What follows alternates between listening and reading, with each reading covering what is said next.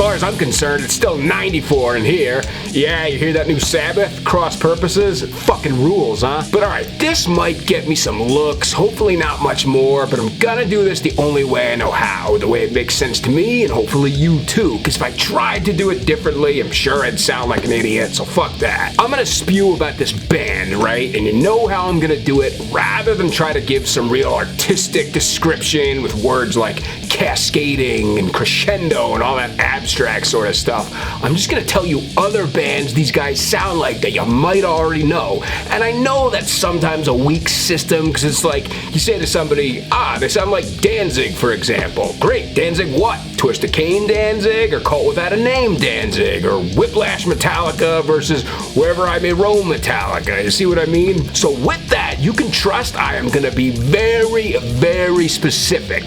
And hopefully you can forgive me for what might come off as me simplifying things, but please understand too that this sort of comparative type thing is in no way me trying to argue anybody's ripping anybody else off. No way.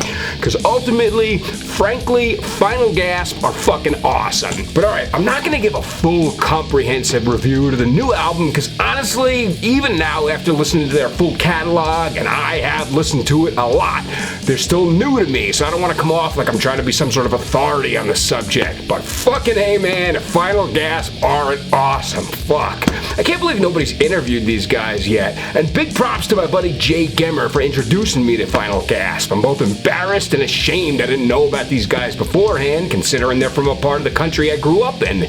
Shows you how closely I got my ear to the underground, huh? But alright, let's kick this bullshit off. From Boston, Final Gasp. 2 EPs and the new full-length Mourning Moon out now on Relapse.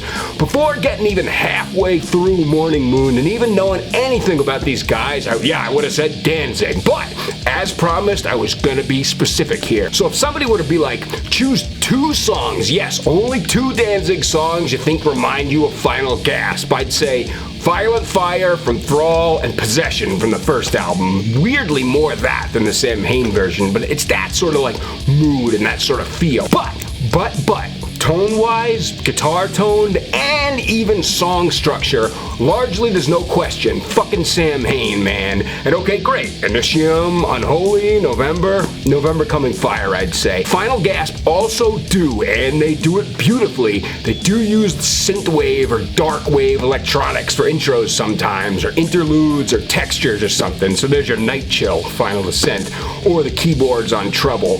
But if you need more illustration of that, think Perturbator, without the discotheque, tech-noir, nightclub beats, just the sounds. So far, early Danzig feel, Samhain, big time, and dude, yes, call me crazy, but if I had to go beyond just Violent Fire and Possession, fuck it, man, I'm going all the way to 4P, and I'm saying Little Whip and Dominion, too. And 3, because at one point in the song Suicide on the Haunting Whisper EP, the singer clearly says, cast aside, godless. Oh, and a really important note on the singer, very, very important. He doesn't sound very much like Glenn, but he's got a cool fucking voice. Like, I don't know, it just sounds cool because, like, I just fucking listen to it. And he looks cool, too. He kind of reminds me of Buddy Reville from that movie 3 O'Clock High. That movie ruled. But alright, let's step beyond the Danzig family for a second. And yes, I do say family because there's another project from that lineage that I'm going to bring up in a moment that, like, it's fucking cool, man. They do this thing on the song Final Gasp from their Baptism of Desire EP.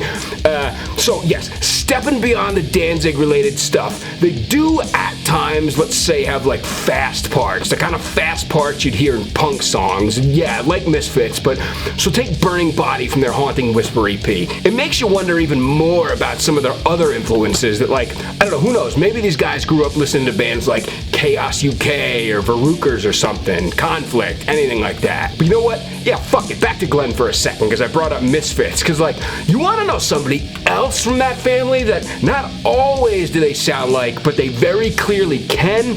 Dude, listen to the song Final Gasp and tell me it does not sound like it could fit perfectly anywhere on ABOMINATOR. That's right, DOYLE's band, or As We Die, too.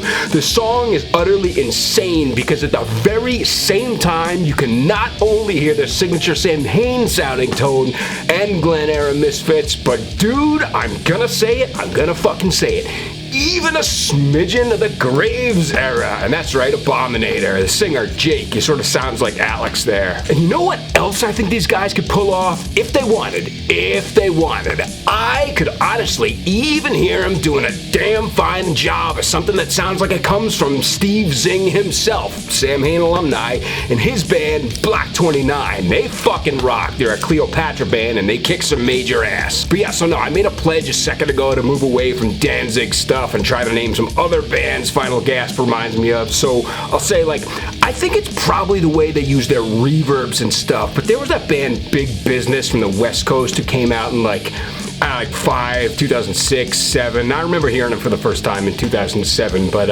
if you know Big Business, there you go. And then as long as we're at it, as long as we're talking about music that's maybe somewhat a cousin of doom and sludge, they remind me ever so slightly of Resin from Chicago or Acid Mammoth from Greece, but again, that's really only to try and describe the sound of their like reverbs and effects and stuff. Alright, so here's what I'm gonna do. Yes, instead of giving a full review for Mourning Moon, I'm just gonna list off a bunch of songs from it, and I'll also include the ones from the EPs and yeah. Alright, from their Relapse debut, the recently released Mourning Moon out a few weeks ago, Climax Infinity, there's a video for it. You hear it and think like, I could see these guys being in a band playing at some club in a scene from a movie like Singles or maybe even Airheads. There's a vocal line in the pre-chorus, I think it's the pre-chorus, that also kind of reminds me a little of the one in Pain is Like an Animal off the Lost Tracks Danzig album.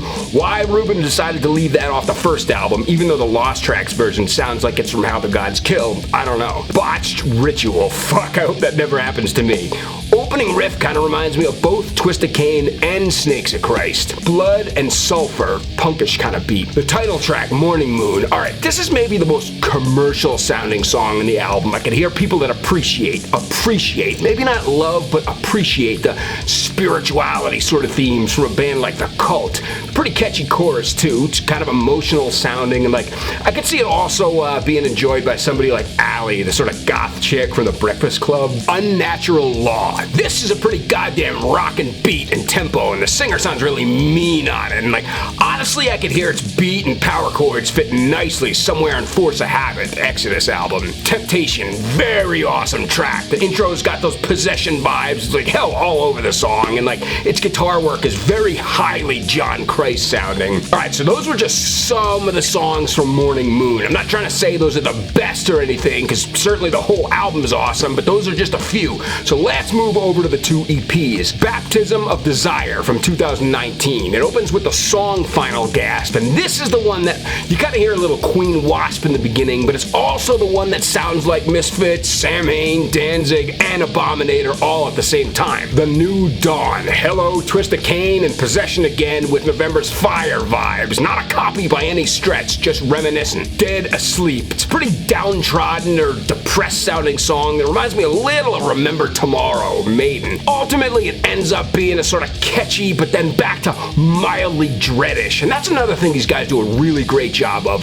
When they want to switch like parts or something, they don't just stop and start again. They do it pretty seamlessly and smoothly. Okay, now the Haunting Whisper EP from 21. The first track, Descending/Burning Body, with Descending being a full-on dark, perturbatory intro into Burning Body, which is pretty upbeat while holding on to that signature Final Gasp dread or uneasiness. It's got some straight-up punk beats, the Chaos UK thing, or Discharge, or any other million punk bands that do that sort of thing. Haunting Whisper, yeah, real Samhain-y. Corpse Powder. Okay, here's one instance where the singer actually does kind of sound like Glenn at times. Now, melody-wise, despite their overall scary sound, some of the riffs, such as the main one in this track, are sort of fun-sounding. Think about like Rat Fink, Misfits, or The Birthing, Samhain. Screaming Heaven, Samhain. Possession again, kind of Wolf's Blood, Misfits. Suicide. It starts off really cool in this sort of slightly laid-back or chilled type of thing, but then right back into their dread. And it ends off with this really cool, extended, let's say, post-perturbatory John Carpenter sort of thing, which, you know what, man? I'm gonna fucking say it. Fuck it. The stuff these guys write that's purely electronic, I enjoy it so much, I hope they pull a blood incantation and put a whole album out of just the synth stuff. Fuck it. Alright, and finally they put out a single for Homebound, but it included a cover of Girl Who Lives on Heaven Hill by Husker Du, which it fucking rocks. And listen, for as awesome of a song as the original is, this is in no way any disrespect to Bob or Greg or Grant, rest in peace, but maybe just because I'm starting to love these guys, I think I prefer Final Gasp's version. So alright, there you go, friends. That's what I gotta say about Final Gasp from Boston. Again, major props to my buddy Jay Gemmer for showing me these guys. He's the man. And that does it for another episode of this bullshit. And be sure to tune in like tomorrow or something, because I got another one of these sorts of things ready to go for the band Leatherlung. If you don't know them, they're an absolutely kick-ass, no bullshit, sludge, stoner doom band. Also from Boston, and they got a new single out right now with a video to accompany it, Spit in the Casket, off their upcoming album this March, Graveside Grin on Magnetic Eye. It's probably gonna rule. Okay, metalheads, if you like the video, maybe you can give it a thumbs up, or if you just like hearing somebody bullshit about heavy metal, then bang your way into that goddamn subscribe button. We'll see you next time on Concrete Spew, but until then, stay silly, my friends. Bye.